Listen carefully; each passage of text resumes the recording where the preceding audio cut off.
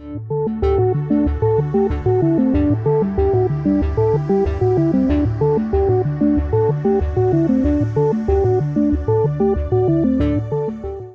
realize that we are presenting at the end of the day and that we are between you and either TJ Maxx or something equally as exciting. So we're going to briefly share our program.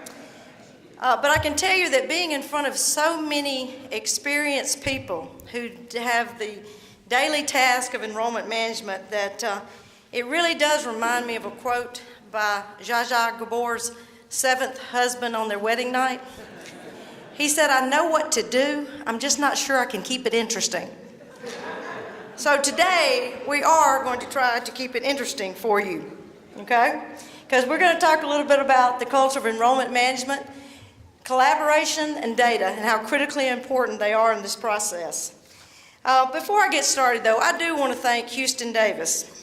And I'll tell you why. I've been in the system 14 years, and Houston was the first person at the board office who truly brought enrollment management people and student services to the table, that we actually got input into the process. And I think all of y'all know how critically important it is that we work together. So Houston, I really thank you for doing that for us.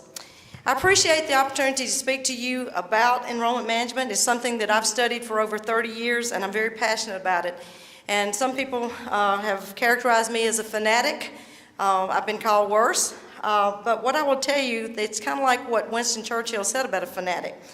It's one who can't change her mind or his mind and won't change the subject.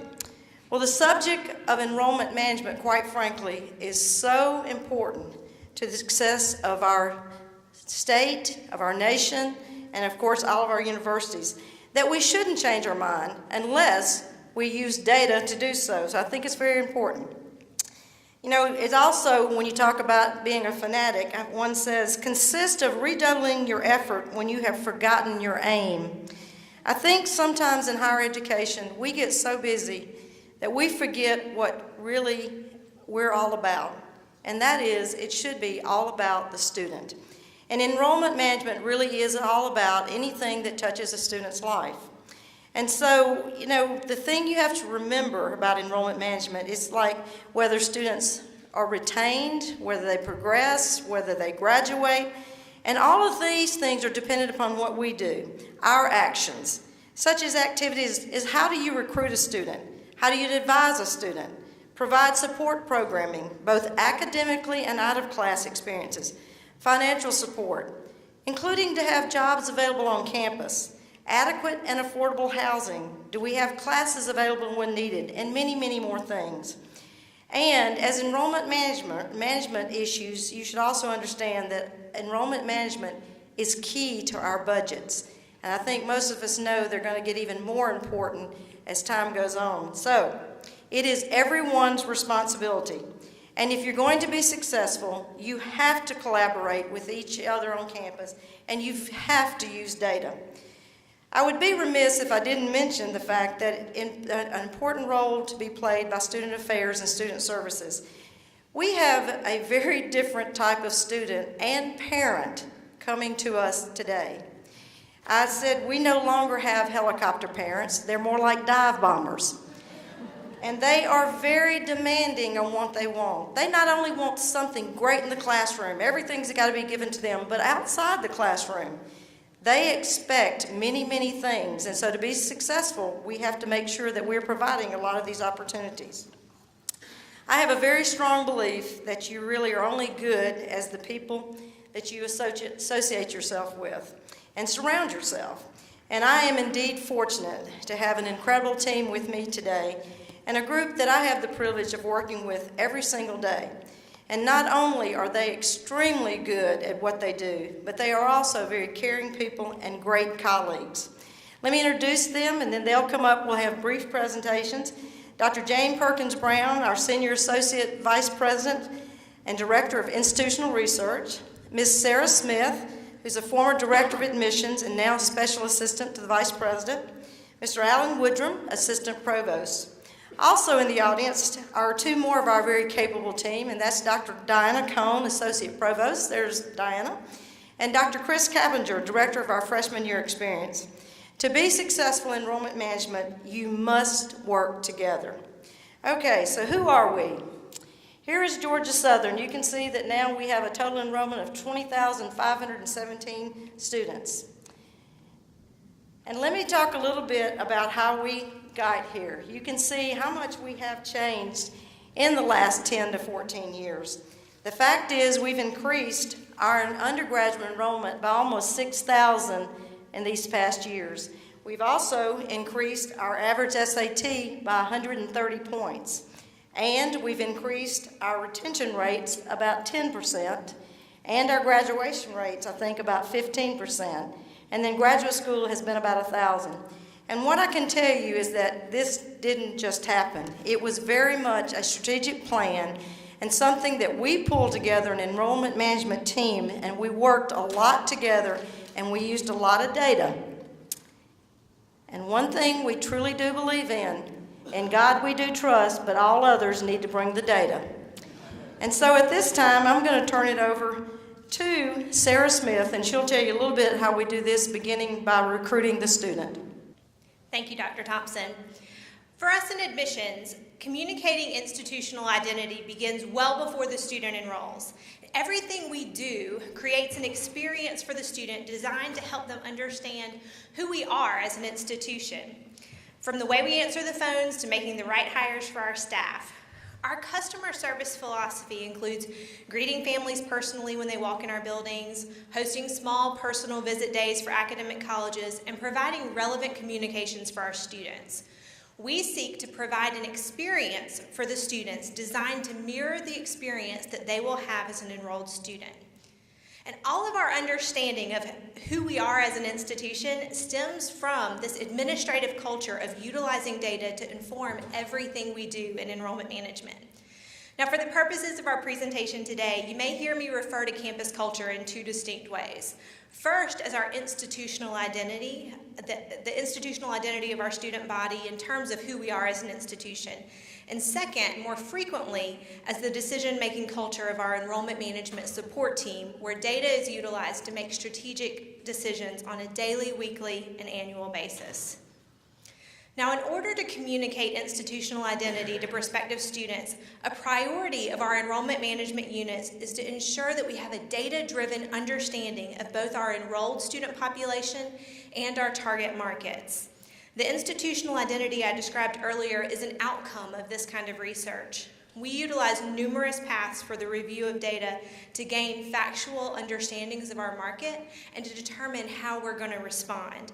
And today I'd like to highlight just a few examples of how we use data to support our successful recruitment strategies.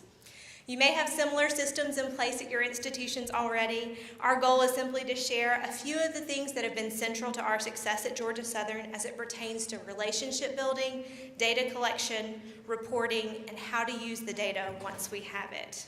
Critical to our recruitment efforts is the development of a recruitment brand that clearly and accurately reflects our identity as an institution.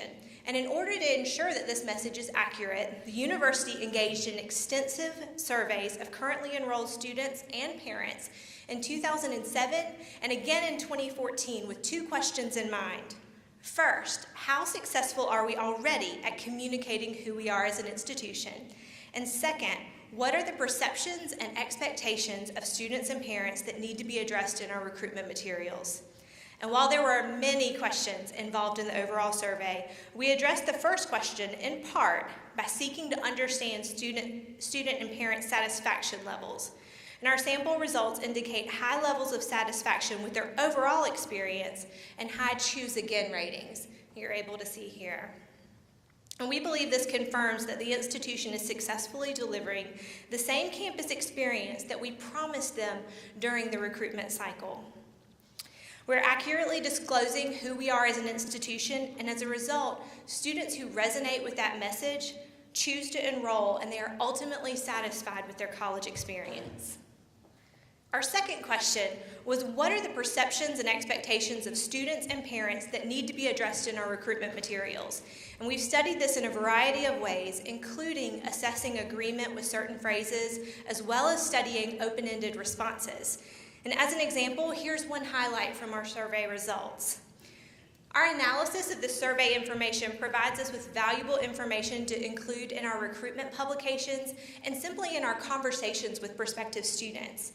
And for example, when we use our identity statement that we're Georgia's large-scale small field research university, we can go back to this research and show how this statement is grounded by the research and that we're accurately describing the experience that the student will receive. And you can see here that 86% of students and 92% of parents agreed with the statement that we offered the opportunities of a large university, and 76% of students, or 82% of parents, agreed that we offered the personal feel of a small college.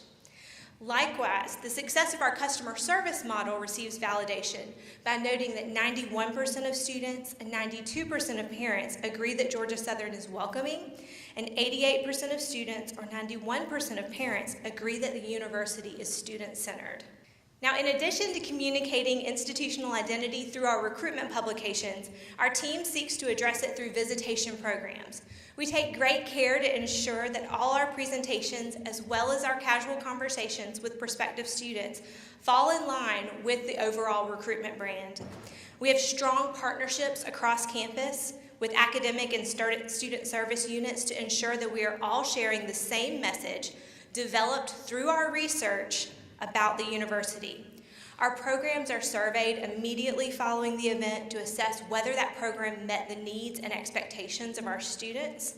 And at the end of the year, our conversion data is analyzed to determine the overall success of events and to inform our strategic planning for future recruitment cycles. So as an example here, we've provided just a very high-level look at recruitment programs that are assessed annually by conversion rates. And using this information, our enrollment managers make decisions to add, phase out, or enhance our events. The importance of these recruitment events to our campus is demonstrated by the representation and collaboration of the majority of our campus departments and academic programs at all of these events. And the high yields on these events provide evidence to support that these events are meeting the needs and expectations of students while also accurately communicating our institutional identity. Now, in order to provide continuous monitoring of the success of our recruitment strategies, we review the growth patterns in the admission cycle by week. The graph depicted here monitors application growth, but we also monitor accepted student growth, orientation registrations, and growth in enrollment by both freshmen and transfer students. And so this is actually just one of 8 graphs of this nature that we use to track our students through the enrollment funnel. So for example, by maintaining this history, we're able to understand that our recruitment brand and our other strategies for recruitment were effective by noting that between 2008 and 2014, we saw an 18.8% growth in freshman admissions applications and a 29.6% growth in our accepted freshmen. And as we continue to look through the funnel, we ultimately saw a raw increase of 412 enrolled students looking at 2008 compared to 2014. All of this happened during times where, as we all know, tuition was increasing, the economy was suffering, and for us at Georgia Southern, the university's minimum SAT requirement for the freshman class increased by 10 points. By monitoring this information regularly and comparing current cycles to previous cycles, it becomes clear where recruitment efforts can or should be focused or improved if we wish to impact the application cycle. In addition to monitoring overall weekly changes in the enrollment funnel, we also monitor our territory goals on a weekly basis, and we provide this feedback to every member of our recruitment team. Our goals are set and monitored by both student type and by travel territory. And the territories shown here are just a sampling of those that we monitor. We actually monitor 11 freshman travel territories and 3 transfer travel territories. And these goals can be accessed by our staff on a daily or weekly basis in our Blackboard Analytics environment. And so we know, of course, that having this data is great, but we have to make sure we're using it to make decisions. In addition to monitoring our progress toward goal completion, we have years of weekly history just like this so that we can make comparisons back to very specific points in time to tell if our territories are up or down in comparison to previous recruitment cycles. We actually do this weekly as well. You'll see I've got arrows pointing to 2 sample territories in the table above. I know that it's a little bit difficult to see, but In these examples, you can see that there are indications early on in the enrollment funnel of how a territory is performing in comparison to other territories. You'll see the application and accepted student percent toward goal completion appears low for the example for the Atlanta territory and high for Central Georgia. When we see indications like this early in the cycle, it prompts us to take necessary actions based on this information. So for example, in the case of our Atlanta territory, one action we might take is that we would research the schools in the territories to understand what's happening. Are there population shifts occurring in these schools that are affecting the number of admissible students eligible for enrollment at Georgia Southern? And with regard to the Atlanta region as we've defined it, we found this to be the case. And so now we're currently evaluating how to restructure this travel territory to accommodate for these shifts in future recruitment cycles. In the case of the Central Territory, you can see that the Central Territory was performing at a very high level. It was exceeding expectations. And so in this example, we might explore options like pulling resources from one territory to assist with another territory. Ultimately, our Central Territory had reached 110% of the enrollment goal.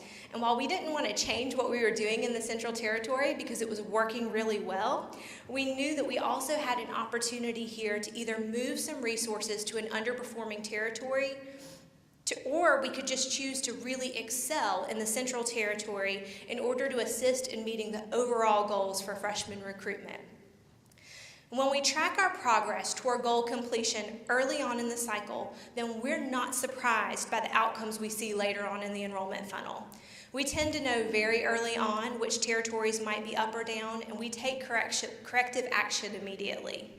And by the end of the fall 2014 cycle, by using strategies like these and quite a few more to increase the number of students being pushed through the enrollment funnel, and also to increase our conversion rates to yield more enrolled students, our freshman recruitment team did reach just over 100% of the overall enrolled student goal. Utilizing research to inform our brand, analyzing conversion data, understanding our applicant cycles, and monitoring our territory goals are just a sampling of ways in which the enrollment management team at Georgia Southern monitors everything that we do.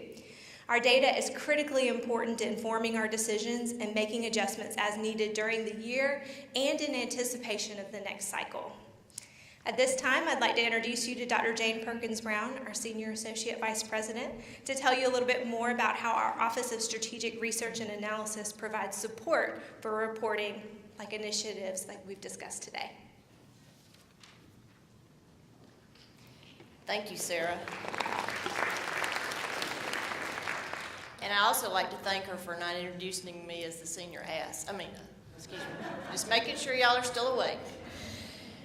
Sustaining a culture of enrollment management requires informed decisions supported by meaningful data and intentional strategies. This is a philosophy that we continue to stress. Impacts to enrollment foundation are critical in our discussions annually by focusing on the impacts that they may have from internal or external factors, such as degree completions. We're all very pleased to see graduation rates going up, but the flip side of that is the hole that's created in our base of our enrollment foundation. So often that tidbit is forgotten. Stop-outs, transfers, reverse transfers. How do academic policies work for our students to help them succeed? Are they student success friendly and at the same time accomplish what we as an institution need? Additionally, we are checking external factors to determine if we can identify risk by looking at K-12 and transfer feeder institutions, and the more difficult factors such as the economy, financial aid scholarships, work-related issues, and family.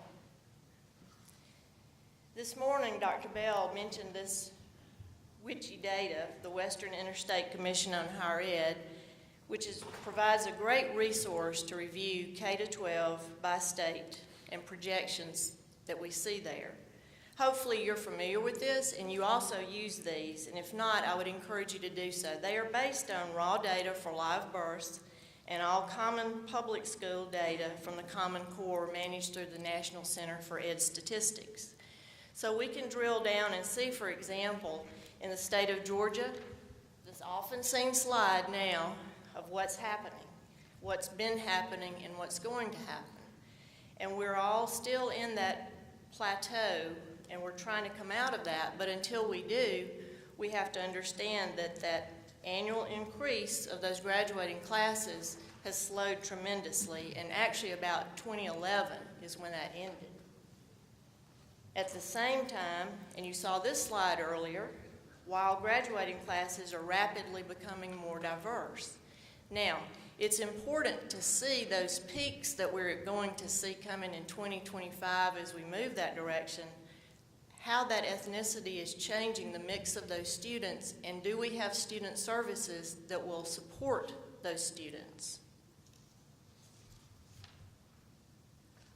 The thing, although we're talking about Georgia Southern and what we are doing, what we've done, I think our challenge today was to share that these are enrollment management strategies that can be deployed anywhere. You have to be sure that in your current environment you have the organizational capacity and the technical capacity. All of the things we're talking about today did not happen in a year. I've been there since 2001, and we continue to work to refine our strategies, to add additional strategies, to look for how we reprioritize funding. You don't just have new dollars to put in place. So for us, we're able to support the organizational capacity by our campus data warehouse, and through it, a decision support system. You heard Sarah referencing the admissions piece of that. We developed online comprehensive program review data for the academic programs where they can drill down online down to the academic program, whichever emphasis they need to review. They can download those reports and have those available to help support their program review.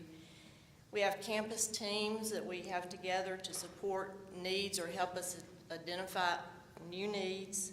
And then we have technical support available within each VP area, and they collaborate with our overall IT support structure.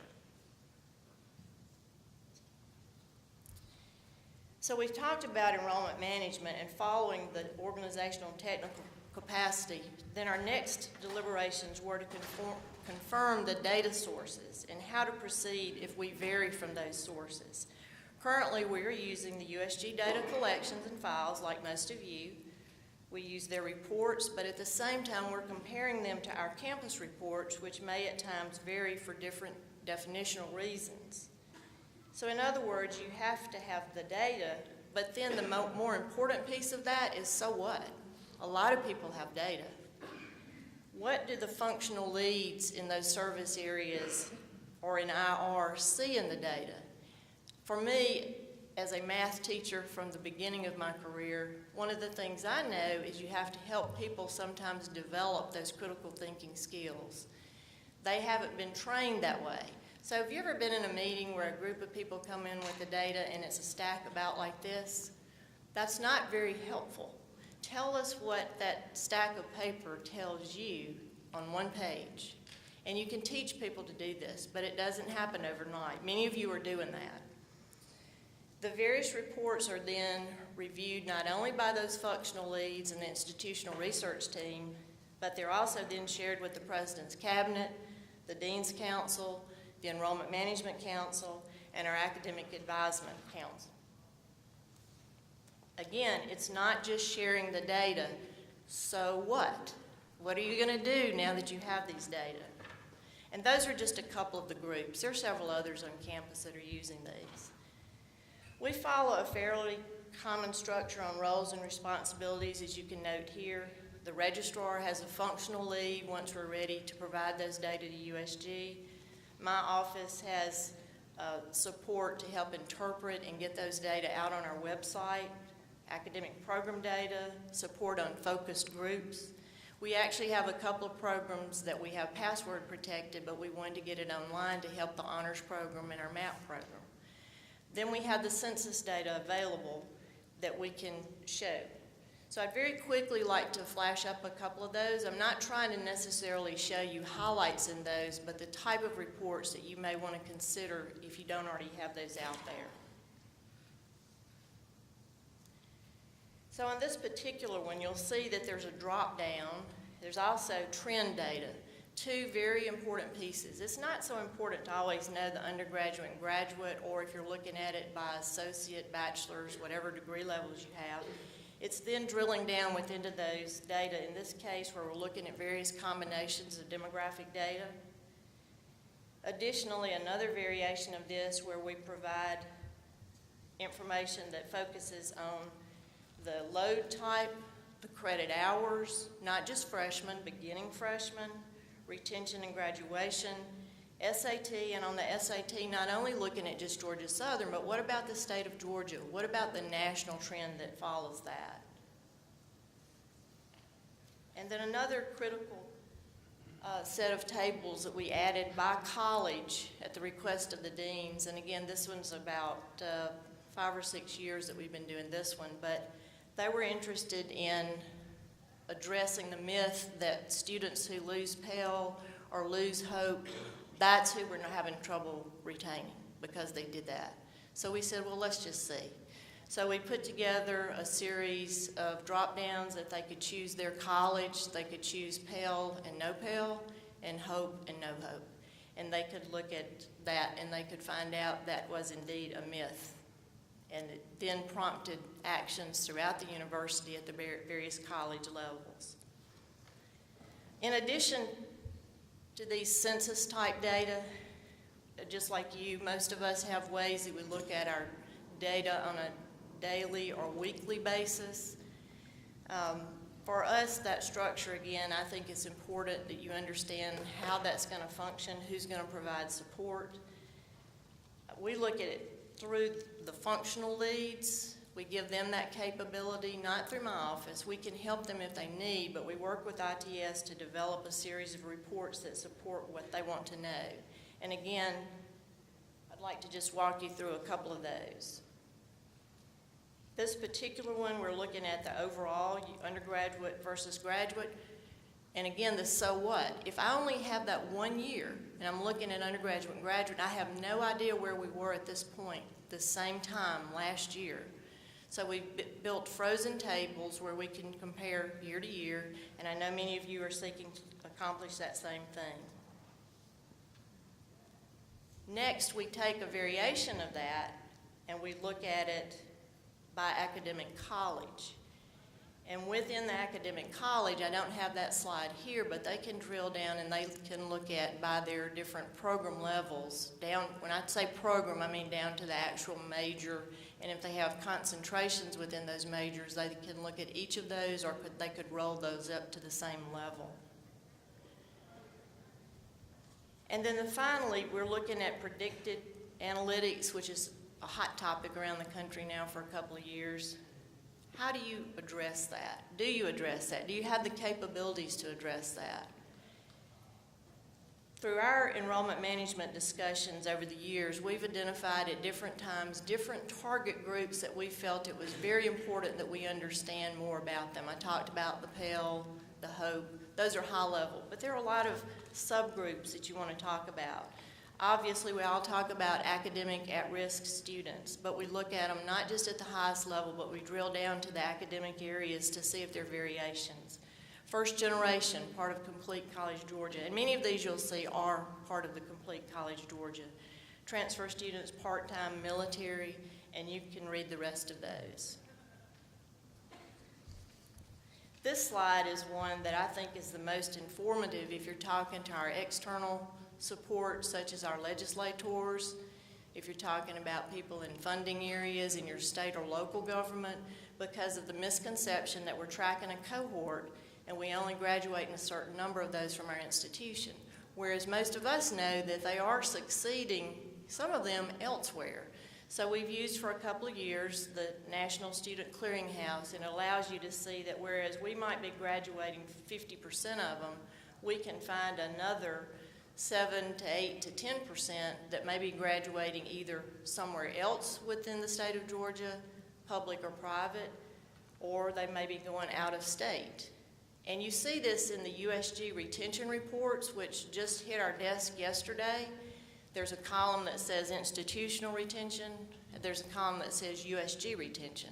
So you see how many are graduating with you, how many are graduating somewhere else within the system. The National Clearinghouse just allows you to take it another step.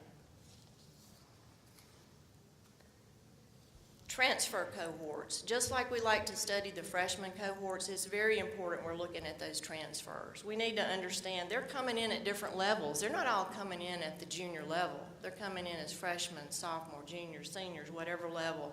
And how do we know if they're succeeding? In this particular slide, I wanted to show you that we're looking at them not just that first year, but to see how are they doing longitudinally. And finally, this is just another target group that we looked at. We have a summer program before freshmen begin for those who are interested in leadership programs. We called it the BUILD program. And they actually come before the school starts, before they're actually in the residence hall. They're with us for a short period of time. And we just chose that as a group that we felt like because we were setting aside special funding for this program, we should look to see how those students do staying with us. And we compared them against our freshman cohort.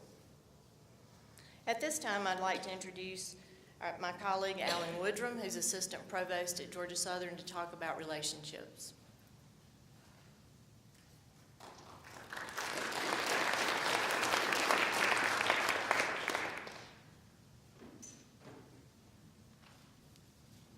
Thank you, Jane.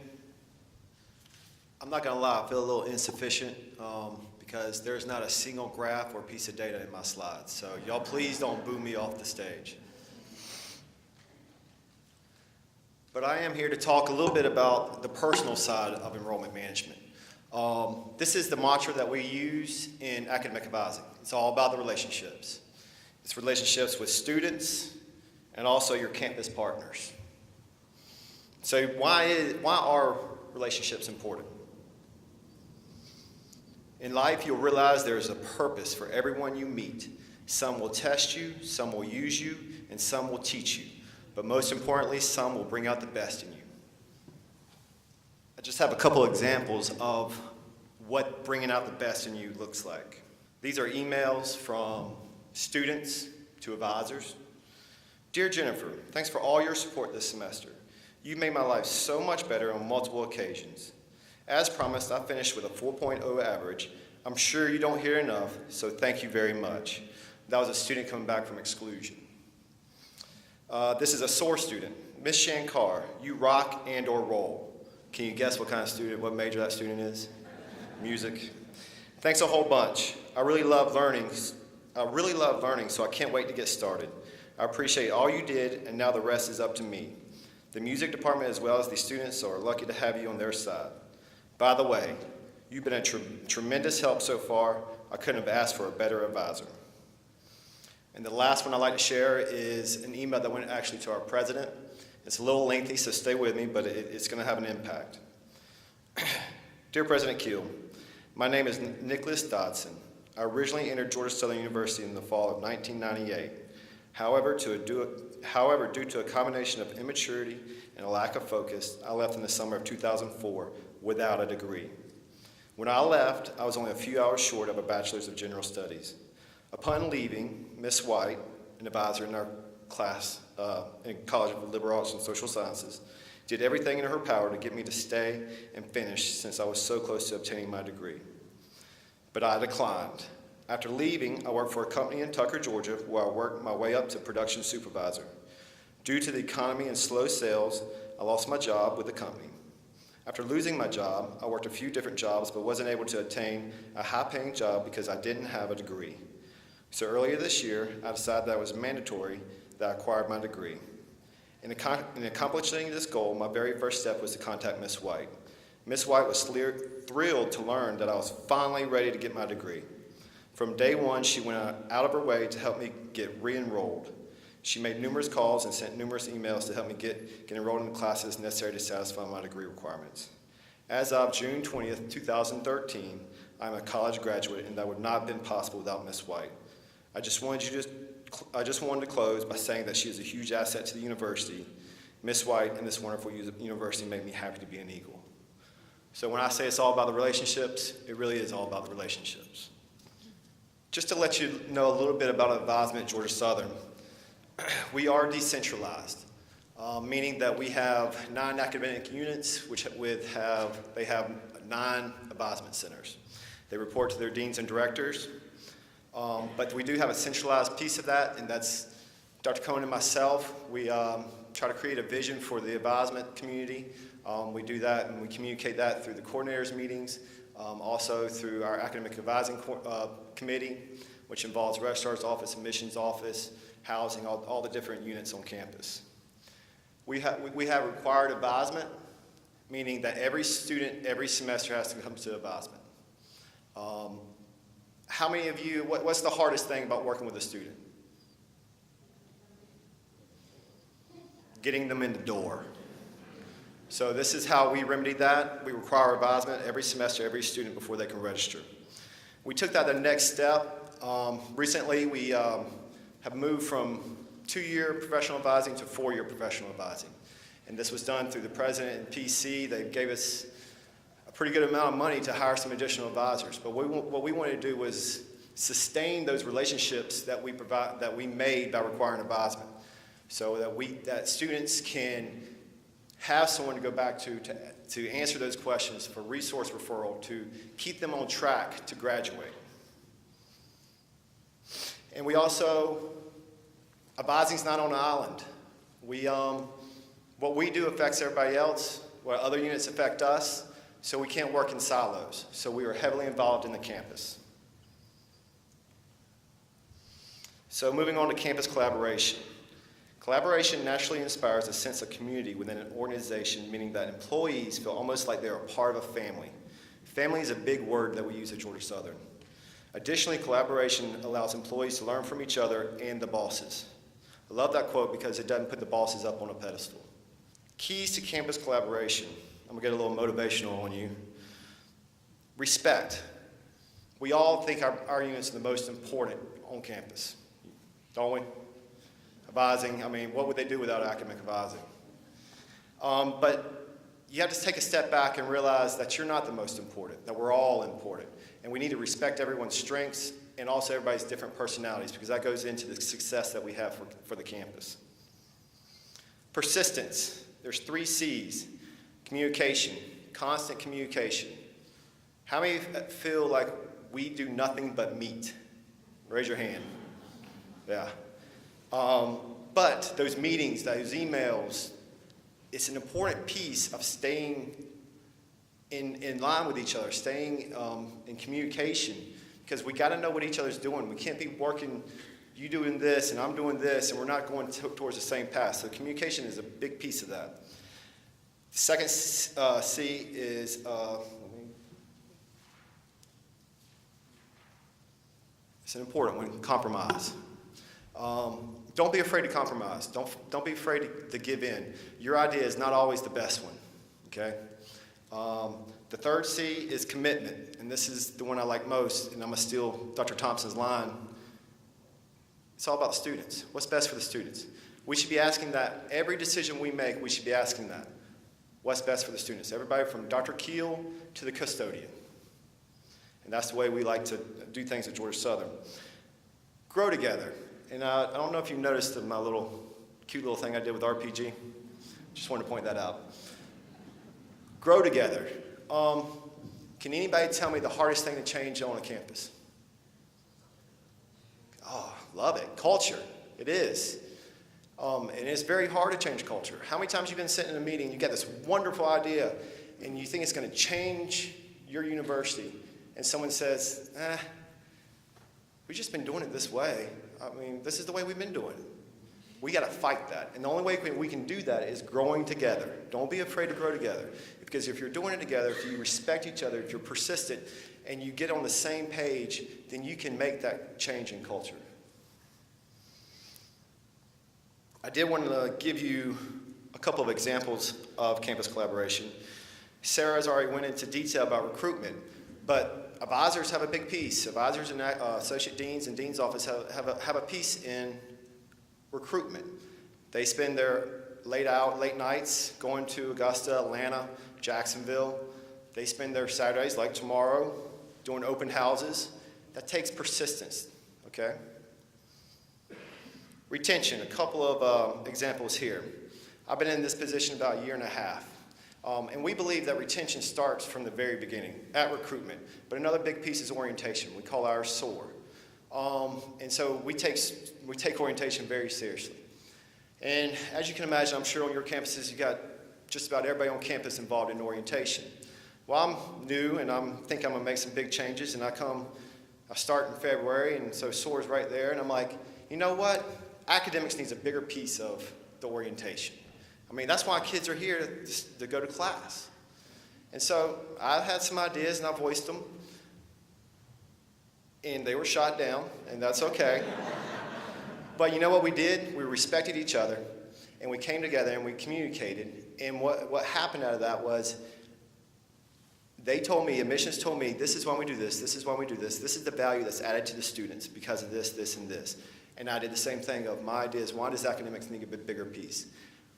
We compromised, and we carved out about 30 to 45 minutes right after the welcome, and we have a faculty member come in and address the whole orientation class, and they run through it like an academic class.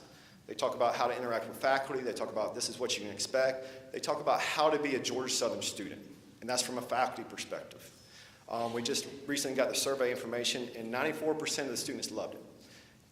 They said that they can talk to faculty, they are more comfortable going to the first day of class, all these things, just because of that compromise. And it was 30 to 45 minutes, and it did everything we wanted it to do.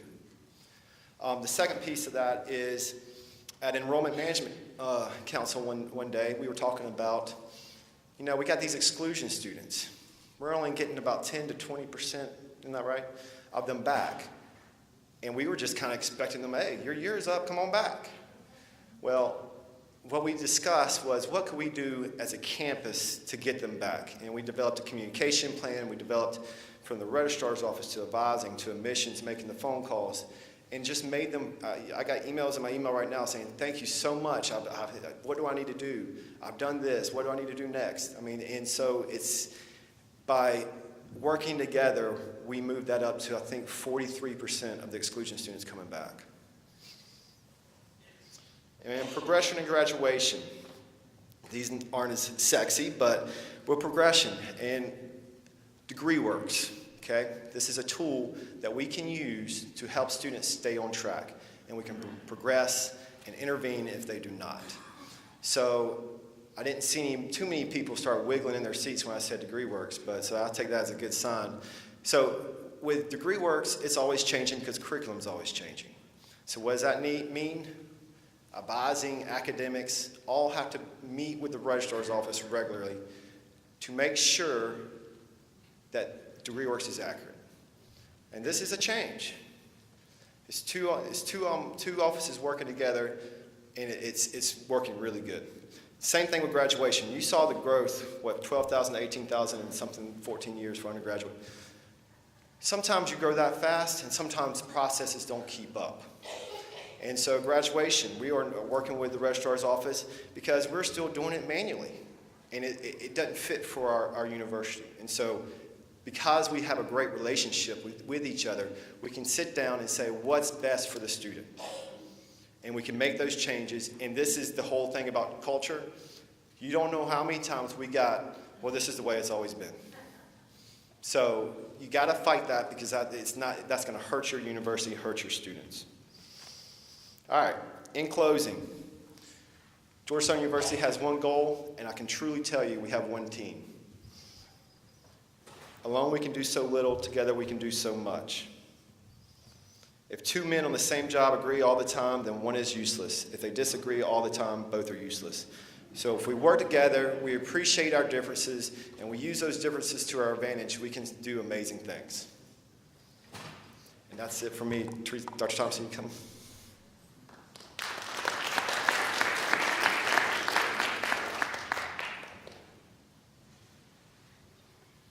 You're still a rookie, don't forget. I think that you can tell that it takes an entire team to put things together, and that it is critical that we do work together. But it's also critical, and I think I can get some amens with this, is that all of the decision makers at the university need to make it understood that enrollment management is everybody's job. And so we need to have that support from them. Thank you for allowing us to present to you today. Not going to take questions. We'll be up here afterwards for the sake of time, but we'll be happy to stay for a few minutes afterward to answer any questions. Thank you.